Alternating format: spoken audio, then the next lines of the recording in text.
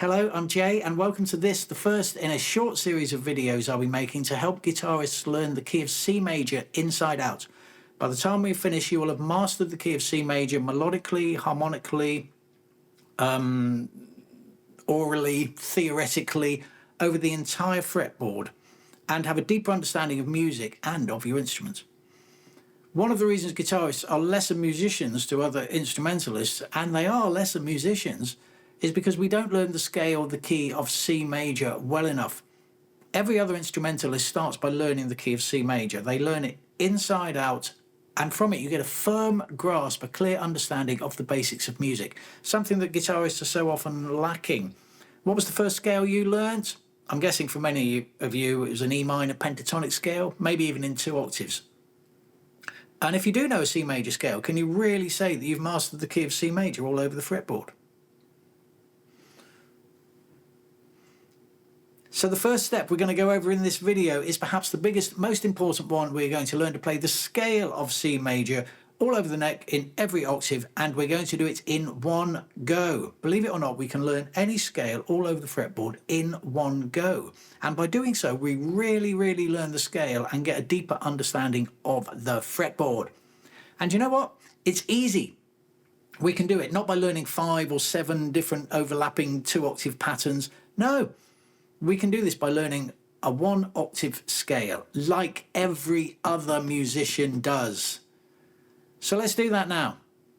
If you see my Unlock the Fretboard in Minutes videos, you will see me demonstrate this concept in the key of A minor. If you have seen that video, I promise you that this is just the start of what we're going to learn in this series.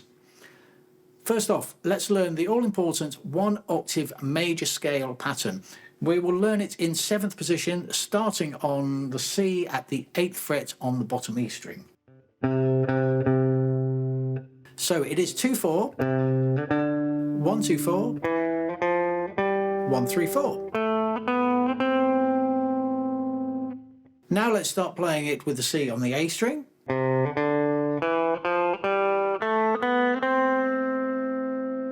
At this point, we need to learn the most important point of all that you need to fully grasp in order to open up the fretboard.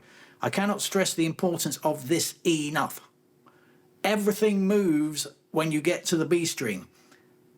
Everything moves up a fret. It's because of the tuning difference between the G and B compared to the tuning difference between the rest of the other strings. All you need to know is that it moves up 1 fret at this stage.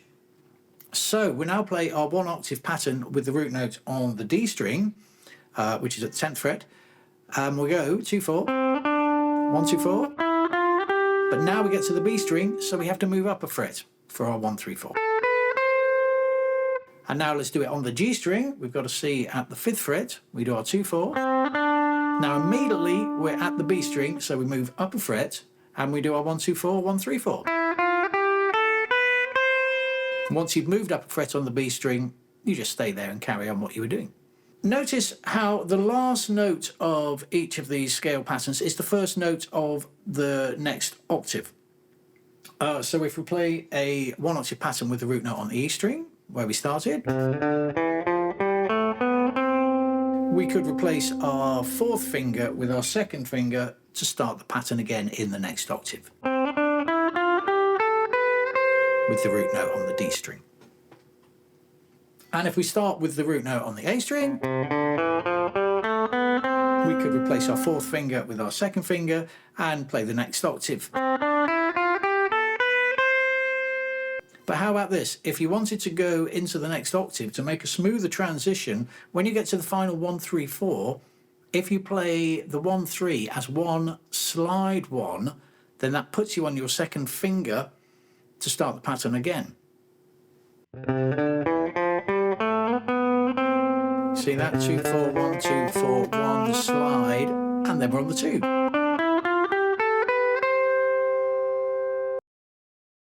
Let's expand this a bit further. Let's learn the scale using the same pattern but on 1 string. So on the bottom E string, here we go, C at the 8th fret, 2-4, then we have to miss a fret and we do our 1-2-4, miss a fret, 1-3-4. Same on the A string, starting at the 3rd fret, 2-4, miss a fret, miss a fret, sorry, on the D string,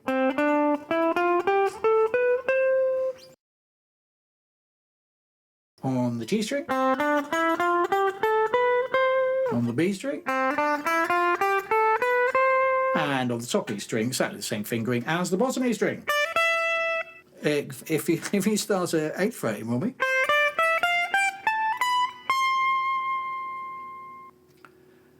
Now we're much freer to move around the fretboard. We could start with our 2-4 here at the bottom E string perhaps, then do our 1-2-4, and then maybe move up on the same string, and we do our 1 slide 2, and we're here. 4, 1, 2, 4, 1 slide 2, 4, 1, 2, 4, 1, 3, 4. Or we could start on the A string, 2, 4. Maybe go up straight away for our 1, 2, 4.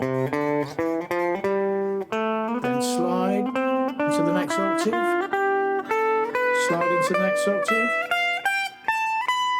Carry on up the same string when we reach the top E string. And going back down, you don't have to go down the same way. 4, 3, 1, 4, 2, 1, 4, 2, 1, slide, 4, 2, 1. So there it is, one small octave scale pattern. Be aware of the B string shift, learn the pattern on one string, and remember the cheeky 1-to-1 slide at the end to get you into position for the next octave. So now we've learned the scale of C major all over the fretboard, but we've only really learnt it as a pattern. You must now learn the names of the notes and consider them as intervals. It is vital that you learn the names of the notes, so if you don't know what we're playing, we are playing C, D, E, F, G, A, B, C. I'm sure you knew that. Learn the names by saying the names to yourself as you wander around the fretboard. You must do this.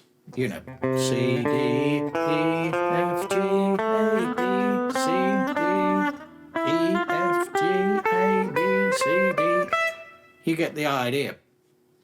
Try and wander about in as many different ways as possible, thinking of the names of the notes as you go, and don't go too quickly. Take time for it to sink in. C, D. Finally, you want to learn the interval names of the notes. For those of you that don't know, notes of a scale also have names that describe their position in the scale, how far away they are from the root note. These are their interval names. They're quite simply numbered 1 to 7, but have different prefixes. I'm not going into much more detail about intervals in this video. There are hundreds on the net. For our purposes, at the moment, you just need to know the interval names of the notes from a major scale, and they are root, major second, major third, perfect fourth, perfect fifth, major sixth, major seventh, and then the octave, which is in fact the root note again as it starts again in the next octave. Now, having secured those interval names in your head, you should think of the interval names as you wander around the fretboard. Root, major second, major third, perfect fourth, etc. So now we have learnt the scale of C major all over the fretboard, but we've not only learnt it as a pattern, we've learnt it the names of the notes and the interval names. In the next video, we'll be completing our knowledge of the scale of C major by looking at the relative minor and filling in any gaps that the one octave pattern may have left on the fretboard. Thank you for watching. Please like me and subscribe. It makes me feel loved.